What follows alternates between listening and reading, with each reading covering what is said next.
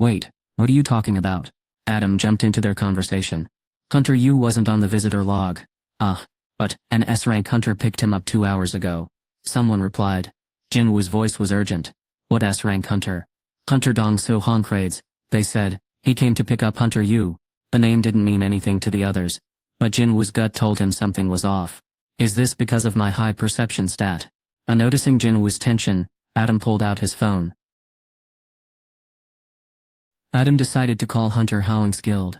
After a few rings, Laura from the Scavenger Guild picked up. Adam quickly introduced himself and told her what had happened. He thought she'd be shocked, but she stayed cool. Does Jin-Woo Sung know about this? She asked. It was weird. Adam hadn't even mentioned Jin-Woo. She was the one who brought him up. Adam looked confused. He glanced at Jin-Woo, who shook his head. Adam nodded quickly and made up a story on the spot. Hunter Sung hasn't heard anything yet, he said. Someone from Hunter Yu's team reached out to us while he was at the Hunter Command Center. He added, we'll figure this out as soon as we can. Jin-Woo had been quietly listening to the call. As soon as it ended, he walked toward the exit. Hunter Sung, the Scavenger Guild is on it. Jin-Woo said. I'll contact you when Adam ran after Jin-Woo, but he was already gone. Adam stood there, puzzled, and wondered what had just happened. Where did he go? Adam was left standing there, staring down the street with a puzzled look on his face. Meanwhile, Jin-Woo had hurried down a quiet alley to get away from the crowded streets and switched off his stealth ability. Earlier, an S-rank hunter had used Jin-Woo's name as bait to trick Jin-Woo into leaving. But when Jin-Woo asked the guild about it, they seemed totally unbothered by the whole situation. Something felt off. Why would someone use Jin-Woo's name like that? The person on the phone had brought him up immediately, which made Jin-Woo's eyes narrow in suspicion. His fist tightened as he tried to piece together what was really going on. Whoever was behind this had definitely picked the wrong day to cause some chaos. Jin-Woo shouted an order. Find him. If his soldiers spread out to search for Jin-Woo's mana, it shouldn't take long to track him down. Suddenly, 1,000 shadows darted out from under Jin-Woo's feet, shooting off in all directions with incredible speed. Thomas looked around the condo, his face serious and focused. Thomas had sent some hunters to keep an eye on Dong-soo, but now they were laid out cold in Dong-soo's condo without him. Sconce, Thomas muttered, letting out a sharp hiss of frustration as he yanked off his signature shades. His team exchanged nervous glances. His anger was written all over his face. He clenched his teeth and slammed his fist on the table. Find him, and fast, before Jin-Woo gets to him. Jin-Woo stood on the edge of a building rooftop, keeping watch over the city below. His super-sharp eyesight let him see everything from the streets right in front of him to the houses far away in the distance. But he wasn't just looking, he was also listening. His shadow soldiers were picking up all kinds of sounds, and he was tuned in like a radio. The voices came fast, one after another. Smith, how've you been? Someone asked. Then there was a customer arguing with a store clerk. Miss, we don't do returns, just because you changed your mind. Someone else complained. Why weren't you at the party last night? Cars honked, TVs blared, cats meowed, and water splashed in bathrooms. It was like the whole city was playing a mixtape of random noises. Jin-Woo's enhanced senses caught it all, making him feel like he had a front row seat to every little thing happening around him. Sweat trickled down his face as he pushed himself to use all of his senses and instincts. He really wished he had left one of his shadow soldiers to keep an eye on Jin-Woo. Hindsight is 20 so to right. Jin-Woo had used the soldier hidden in Jin-Woo's shadow to teleport to Chairman Yu's hospital room. Since things had been so crazy and he was planning to stay close to Jin-Woo while they were in the US, he totally forgot to put another soldier back there. They were knee-deep in trouble now. First he'd lost track of Kamisha's shadow, and now, well, Jin-Woo was gone too. His jaw clenched in frustration, and by the second, his scowl grew darker. His eyes blazing with fury, he scanned every face on the crowded streets, but spotting a young Asian guy who looked anything like Jin-Woo seemed impossible. Had they even left the city? Sure, Jin-Woo was his cute little brother, but make no mistake, he was a D-rank brawler. To ordinary people, he might as well have been unstoppable. Jin-Woo would have known something was off. He probably would have tried to escape as soon as he realized the car wasn't heading toward the Hunter Command Center, but leaving the city instead. But there was one thing that kept Jin-Woo from making a move. His kidnapper was an S-rank hunter. Jin-Woo spread his shadow soldiers wider, searching every corner. Gansu, Hwanshun, Hun, Jin-Woo had no idea why Dong-soo took Jin-Yo. But one thing was certain, messing with Jin-Woo's brother was a big mistake. And now, Jin-Woo was super ready to make him pay for it. What if something happened to Jin-Yo? Jin-Woo's eyes lit up like a spark at just the thought. The shadow soldiers were still searching everywhere, and a non-stop flood of info was coming in. It was only a matter of time before they found something big. Dong-soo had really gone and done it this time. The scavenger guild was totally on high alert, and now Jin-Woo's song was their target.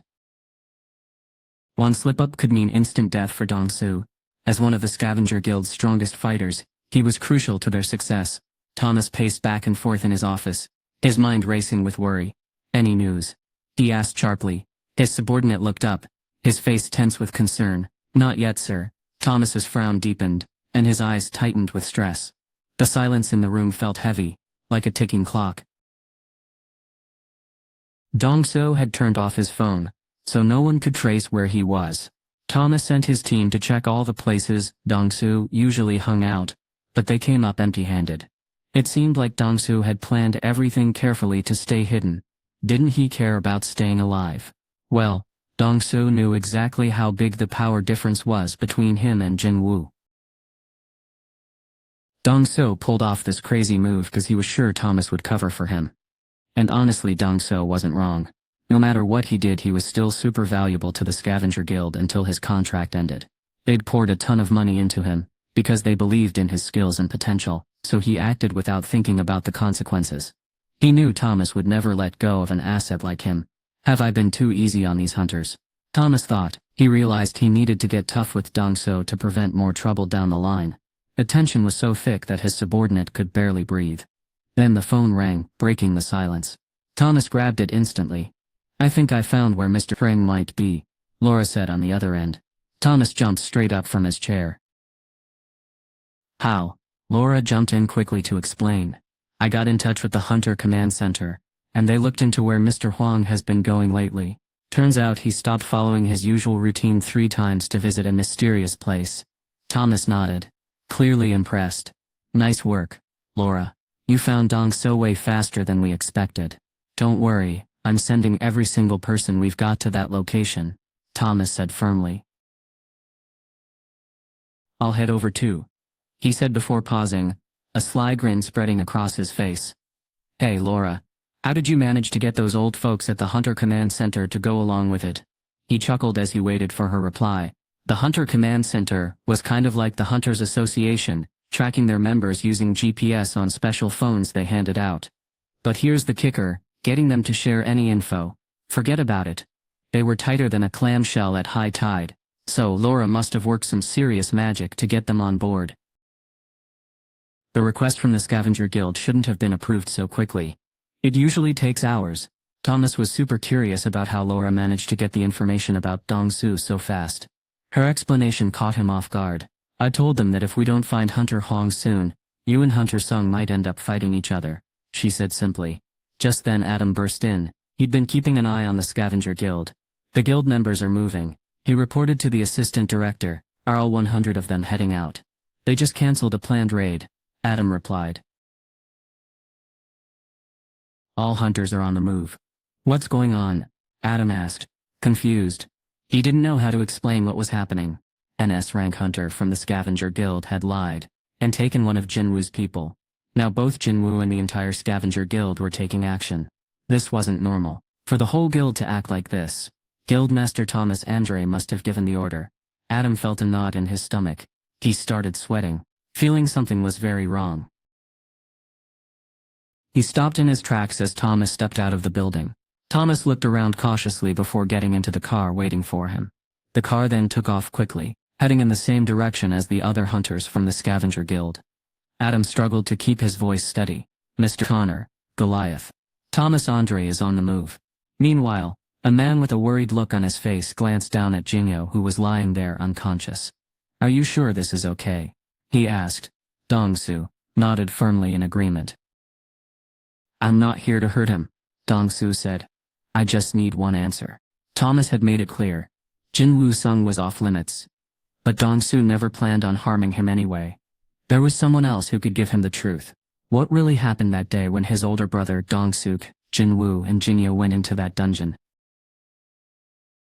Dong-so had promised Jin-Yo that if he told the truth he would let him go. But no matter how rough things got, Jin-Yo stayed silent. Dong-so's suspicions grew with every passing moment. He just wanted to hear one thing: Jin-Woo killed your older brother. If Jin-Yo said those words, everything between them would be settled. Come on, Jin-Yo, Dong-so urged. Just say it. But Jin-Yo kept his mouth shut, and the tension between them grew thicker than ever. But how could this small, innocent-looking kid challenge such a powerful S-rank hunter? Dong-su couldn't help but admire Jin-Yo's bravery. But that didn't mean Jin-Yo was off the hook. Dong-su gave him another kick in the ribs. Hey, wake up already, he said sharply. This was the third or fourth time Jin-Yo had faded in and out of consciousness. Fed up, Dong-su delivered an even stronger kick. Hey, wake up? Avban? Jin-Yo coughed up blood that had filled his mouth. His body curled up in a tight ball. The other guy laughed at the sight. This one's tough, no doubt. Most people would have been out cold by now. Dong-so's face was completely blank, as he grabbed Jin-Yo's hair and yanked his head up. Listen, I'm not gonna hurt you, Jin-Yo said, his voice weak but steady. That guy over there, the one laughing like a maniac, he's actually a really talented healer. Every time you're on the edge of death, he'll bring you back. Jin-Yo's blurry eyes tried to focus on the man, who was grinning and wiggling his fingers in a mocking wave. Dong-su grabbed Jin-Yo's head and shook it back and forth roughly. Ugh. Jin-Yo groaned as his head lolled to one side. The dusty interior of the building came into view. Dong-su continued. This factory has been closed for more than 5 years. You can scream as much as you want. No one will hear you. He gripped Jin-Yo's head tightly, leaning in until their faces were almost touching. The two men were eye to eye now. That means you'll suffer until you tell me what I want to hear. Dong-su hissed. When they were so close their noses nearly touched, he snarled, baring his teeth. So, ready to talk now? Jin-Yo's lips moved, but Dong-su couldn't make out a word. What was that? Dong-su tilted his head, and leaned in closer. Then Jin-Yo whispered something that made Dong-su's eyes widen. Forget it. Dong-su's face twisted in anger. Too Ted. He slammed Jin-Yo's head into the ground hard enough to make everyone wince. Too. Did you just? The healer rushed over, his hand shaking slightly as he checked Jin-Yo's pulse. After a tense moment, he let out a sigh of relief. He's alive. If Dong-su had pressed down just a little harder, things might have turned out very differently. Mr. Huang, the healer said nervously, you need to be more careful. Dong-so, you're going too far with this.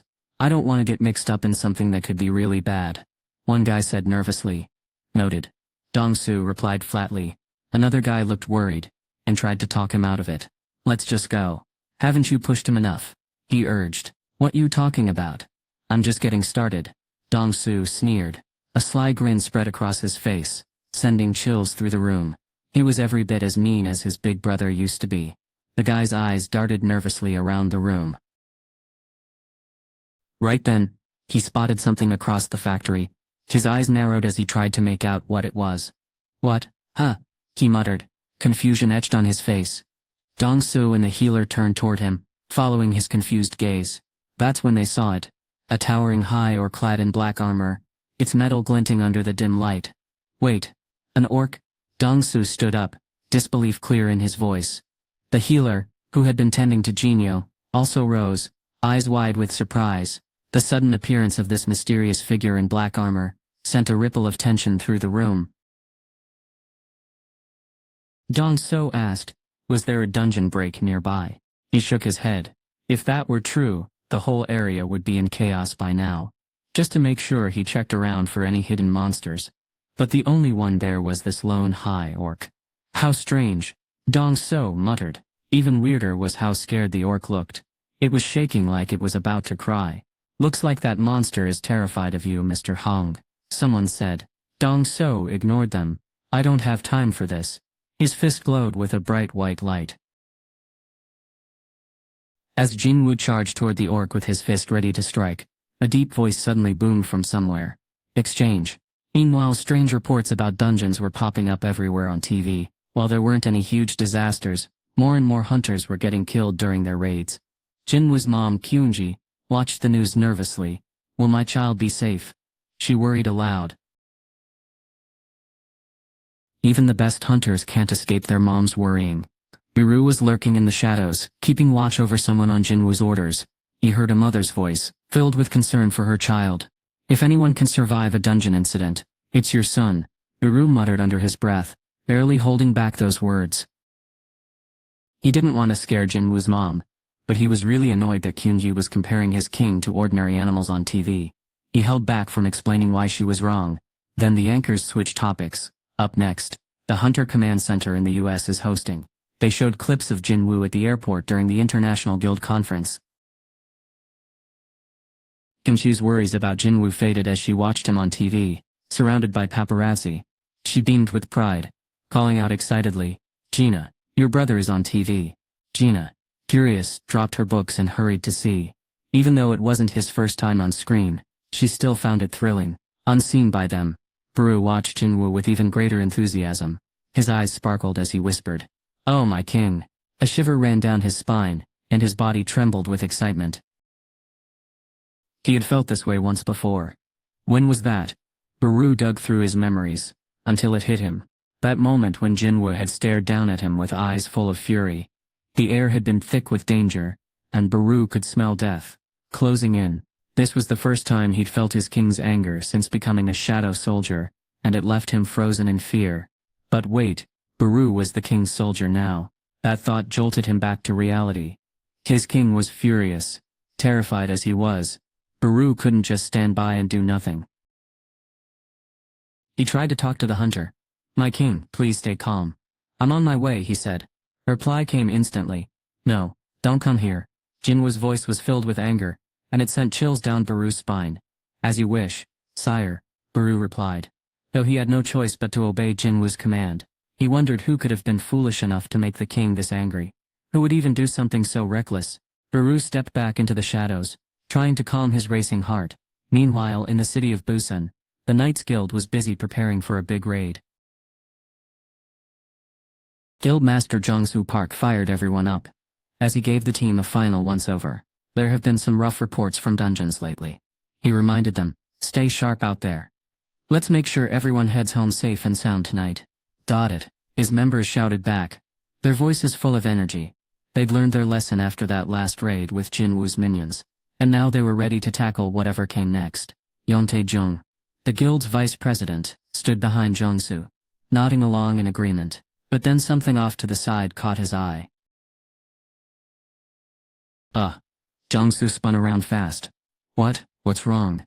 Tae glanced nervously between Jong-soo and his shadow on the ground.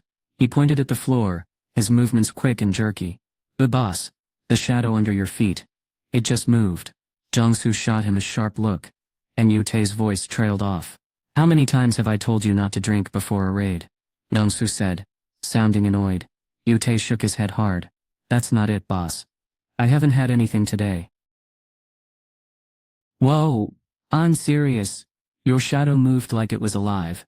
Jong-soo sighed heavily, clearly annoyed. "Tae, you need to sit out today." "But boss, I'm telling the truth." Tae protested. "All right, team, let's go. We've got this, Knights," Jong-soo called out, ignoring Tae's complaints. People from every spot Jin-Woo had stationed his soldiers were shocked, saying they saw shadows moving on their own. But Jin-Woo's shadow soldiers didn't care about the eyewitnesses. They were too stirred up by their king's anger. "Time to step in," Jin-Woo said suddenly, appearing where a high orc had been standing just moments before. Jong-soo and his men froze like startled rabbits, totally caught off guard by this unexpected visitor. Jin-Woo walked up, and Jong-soo's heart sank.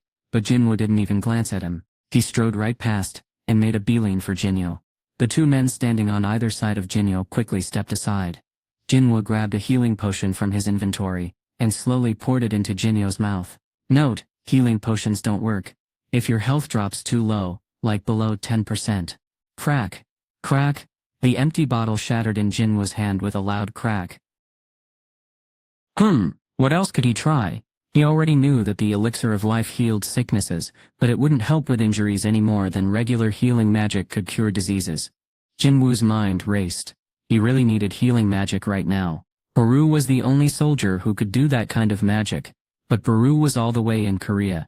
Even if Jin-Woo called him here, There was no telling how long it would take. Dong-so finally let out a deep breath and calmed down a bit. Jin-Woo turned away from the stunned man. "Does either of you know how to heal?" he asked the others nearby. One guy nodded quickly at the word, "heal." Jin-Woo pointed toward Jinmyo, who was still lying on the ground. "Help him," Jin-Woo said. The healer glanced over at Dong-su, who shook his head silently. Jin-Woo knelt down and gently laid Jinmyo back on the ground, then stood up again. "Dong-so, this is the last time I'm telling you. Heal him, Suo." The healer glared at Dong-su again, but Dong-so just gave the same response as before. Finally the healer turned to Jin-Woo with a smirk. "You'll have to convince my boss if you want, bam." Before the healer could finish, Jin-Woo slammed his head against the floor, exactly like Dong-su had done to Jinmyo earlier. Everything happened in a flash so fast that even Dong-so, an S-rank hunter, didn't see Jin-Woo move. Jin-Woo turned to face the other man. "How about you?" he asked. The man shook as Jin-Woo walked toward him. His voice trembled. "Jin-Woo-sung. Are you Hunter Jin-Woo-sung?" He took a step back and stared angrily at Dong-so. "Mr. Huang, you never said anything about Jin-Woo-sung being involved. What's happening here?" "Whoa, what's happening here?" I asked, my voice shaking a bit. "I was just asking if you're a healer," someone replied. No, I'm not," another person stuttered. Before anyone could say another word, it happened. A man's head got smacked into the ground by something invisible. It looked like an unseen force had punched him. In just a blink of an eye, two strong hunters were out cold. Dong-so watched in shock as Jin-Woo showed his power. "B-boss." Dong-so stuttered, looking scared. Then Jin-Ho sat up, rubbing his head and looking around confused. What just happened?" "Boss." Jin-Woo sat down beside Jinmyo, his voice shaking with worry. Jinho's eyes were swollen and barely open. He tried to speak, but his mouth was bloody and trembling. "Dong-su, Hog." Jinho struggled to get the words out. "Younger brother, be careful." Jinwoo's heart ached as he watched Jinho fight to breathe. "Su, don't talk," he whispered softly, but Jinho gripped Jinwoo's hand tightly. Tears filled his eyes as he managed to say, "One more thing, boss. Can you hold on just a little longer?" Jin-Woo asked, hoping against hope. Jinho nodded, unable to speak anymore. Jin-Woo gently placed Jinho's hand back down and stood up slowly. Jin-Woo's eyes locked onto Dong-su, who stared back with a mix of fear and anger. Jin-Woo's intense glare made Dong-su's knees wobble, but he stood his ground, trying to look braver than he felt. Dong-su shouted, "It was you. You killed my brother, didn't you?" Jin-Woo could tell Dong-su was someone who acted tough around weaker people, but backed down when faced with strength. His eyes froze cold. "Tell me the truth," he shouted. "Did you kill my brother and his team?" Jin-Woo stepped right in front of him. "Go ask your brother," he replied calmly. Dong-su's fist glowed with light as he swung it at Jin-Woo's face, but Jin-Woo dodged just in time. Then, with a swift punch to Dong-su's stomach, he sent him staggering back. Dong-su coughed up blood, clutching his chest. "Stop the car," someone yelled. "Huh," the driver replied, confused. I said, "Stop the car," Thomas bellowed, his voice urgent. The driver slammed on the brakes, and the tires screeched to a halt without warning. The cars behind did the same, their tires skidding loudly in the night. "Bam!" Thomas kicked open the door and jumped out. Staring intently into the distance, he let out a low growl.